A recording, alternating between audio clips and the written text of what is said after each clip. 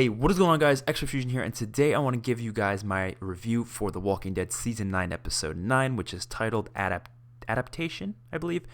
This is the mid-season premiere of Season 9 of The Walking Dead.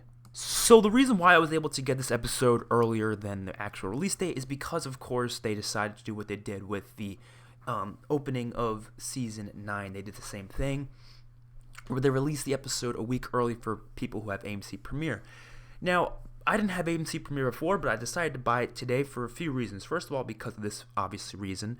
And second of all, because they have a lot of good options there that are actually better than some Netflix movies. Like, they have the whole Rocky franchise on it. They have some Halloween films. I said, screw it, I'm going to buy it. Because also, in the future, it might be really useful. Because it's clear, AMC is trying to turn AMC Premiere into like Netflix.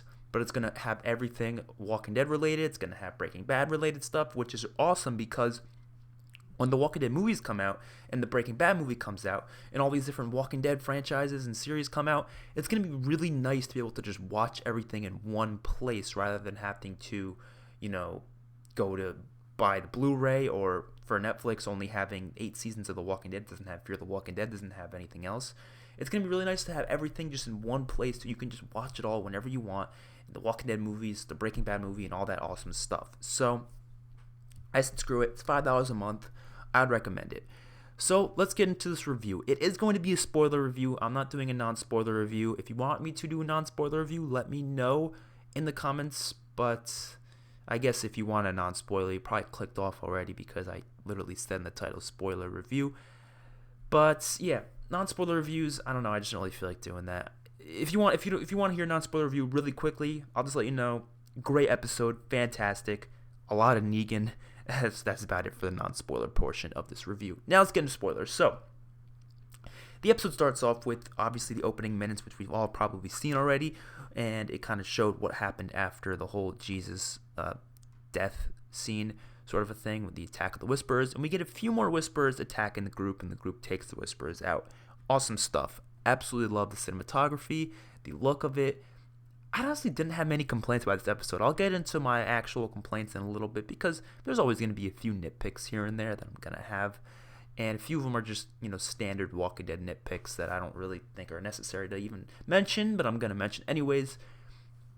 And we get into the introduction of Lydia, which by far, she's one of my favorite characters in the comics. And so far, based on this short introduction of Lydia, absolutely loved it. I absolutely loved it. Not only was she well acted, I mean, I haven't really seen Cassidy McClincy in the future or in the past between any other films or shows. I really haven't seen her do anything because personally I haven't watched any movies or TV shows that she is in, so I couldn't really attest to how good of an actress or an actor she was.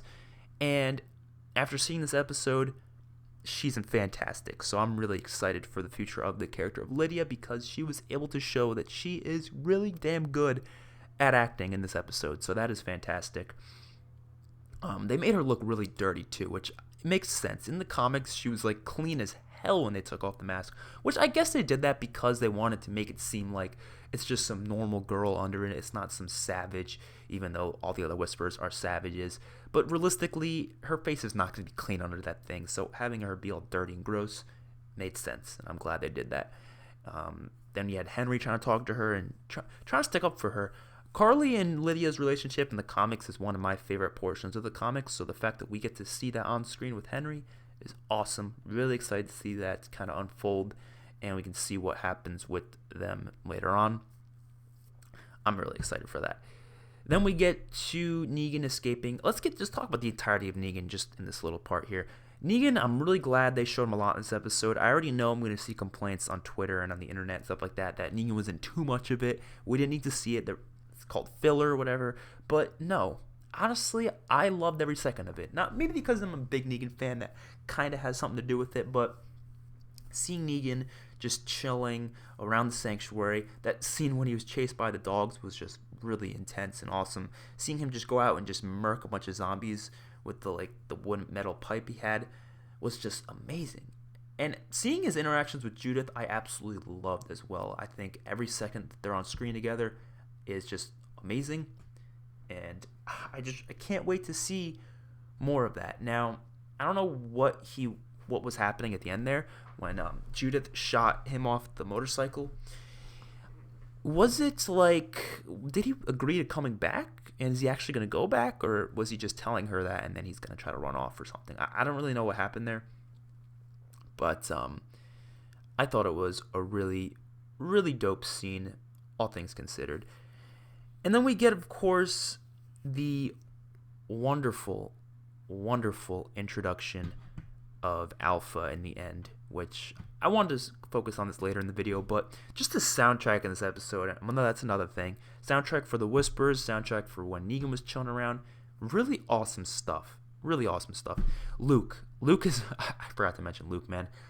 Fucking love his character. He's just such an interesting character to watch. Mainly has to do with the actor. The actor is just really good, but I don't know. He's an interesting character. I automatically have fallen in love with this character, and he's probably my top 20 favorites of all time. I'm not even joking. He's just that interesting to watch. Alpha. Get back on that. This is one complaint I have, and this is just the comic book fanboyness of me. I wish she said, "Don't move," just like she did in the comics. I feel like that would have been a little cooler than her saying, "Trail ends here," which is what she said.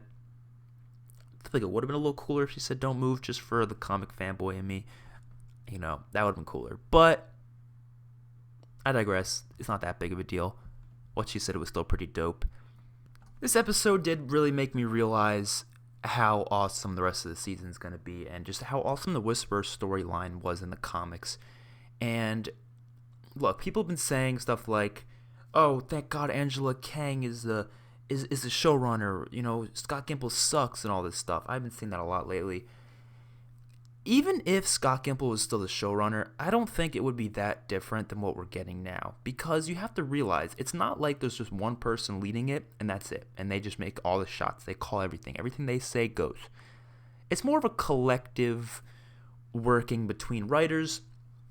And, of course, the showrunner has the main sort of power amongst what goes on. They do. But they don't have all the power. They're not going to be able to just say something happens and then it happens. They have to get, overall consent from everyone. Not everyone, I guess. Think of it like the United States government.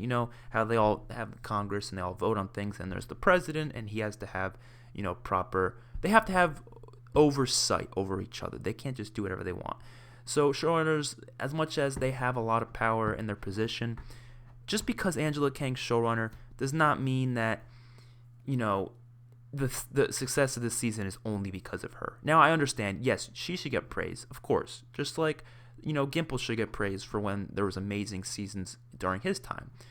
But just understand that it's not just the showrunner. A lot of what makes episodes great are based on the acting, the directing, the producing, and, of course, the writing, which is where Angela Kang comes into importance. But there's also a bunch of other writers who wrote different episodes, and, of course, we all know that's how, the writing works on the show. They always give a different episode to a different writer, and they work on it, and they're kind of the reason for how good or bad the dialogue is in an episode, or not exactly how things go, because the writers usually talk about that before, and they kind of just give the script to someone, and they say, "You write this script, but what we want to happen in the episode, just, you're the one who's writing it." That's kind of how it works.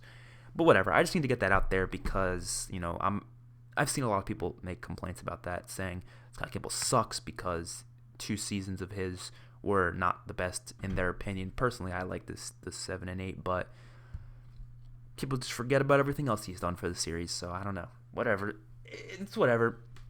This episode, final verdict of this episode is that it's great. That's all I can say, really.